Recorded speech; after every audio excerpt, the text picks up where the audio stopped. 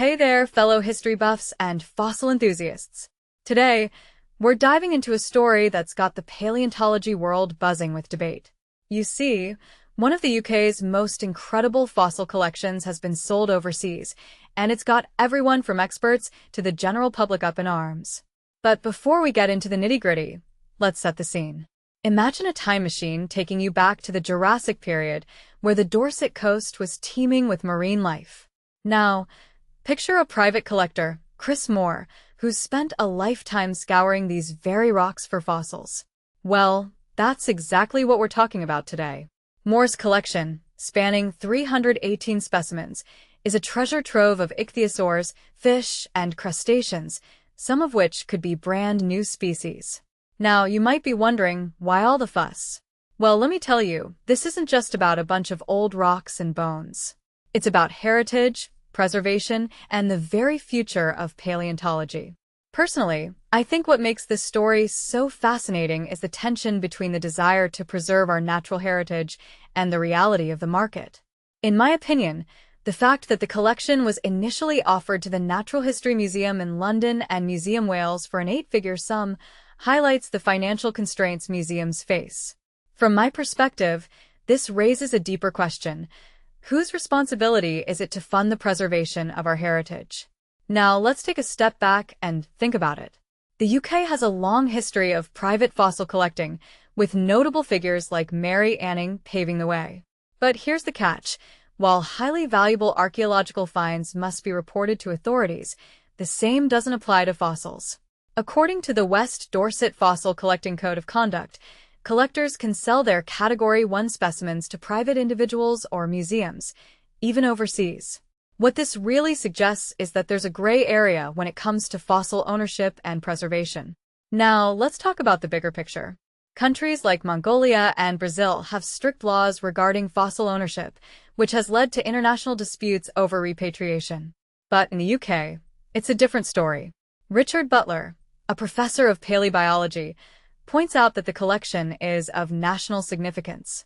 He argues that it would have been wonderful to see these fossils on display in a UK museum, engaging the public in our Jurassic past.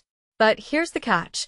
The sale to the Natural History Museum Abu Dhabi raises important questions about whether more should be done to preserve our natural heritage for the benefit of the UK public. Now, let's zoom in on the collection itself. The fossils come from the Lower Lias sequence of rocks, found in Lyme Regis, Charmouth, and the southwest of the UK. They're not just any old rocks. They're a window into the past, preserving some of the best examples of marine life from the Jurassic period. And get this, the collection is already on public display in the Mesozoic Gallery of the Natural History Museum Abu Dhabi. But here's the twist. While some countries consider all fossils found in recent decades to be state property, the UK doesn't have the same laws. This means that collectors can sell their findings to private individuals or museums, even overseas. Now, let's talk about the implications. On one hand, the sale to Abu Dhabi ensures that the fossils will be preserved and displayed for the public. On the other hand, it raises questions about the future of paleontological research in the UK. Phil Davidson, a paleontologist, emphasizes the importance of keeping the Moore collection together, as it comes from a UNESCO World Heritage Site. He argues that the location of the museum collection is secondary, as long as it's accessible to researchers. But here's the catch. The sale to Abu Dhabi has sparked debate among experts like Dr. Erin Maxwell, who argues that the UK could have done more to preserve the collection. In her opinion, the sale represents a loss to the UK, as fossils are part of our natural heritage. But let's not forget the bigger picture. Fossils have become a global phenomenon, with social media platforms like TikTok turning fossil hunting into a viral trend. And let's not forget the financial side of things. Fossils can fetch colossal sums, with dinosaur skeletons selling for millions of dollars. But who's buying these fossils?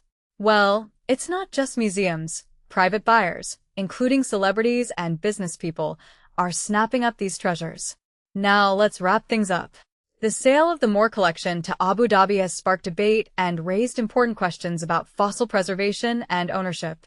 While some see it as a loss for the UK, others argue that it's a best-case scenario for the public to access these fossils. Personally, I think what makes this story so fascinating is the interplay between heritage, preservation, and the market. What do you think? Let me know in the comments below, and don't forget to like and subscribe for more thought-provoking content. Until next time, keep exploring and questioning the world around you.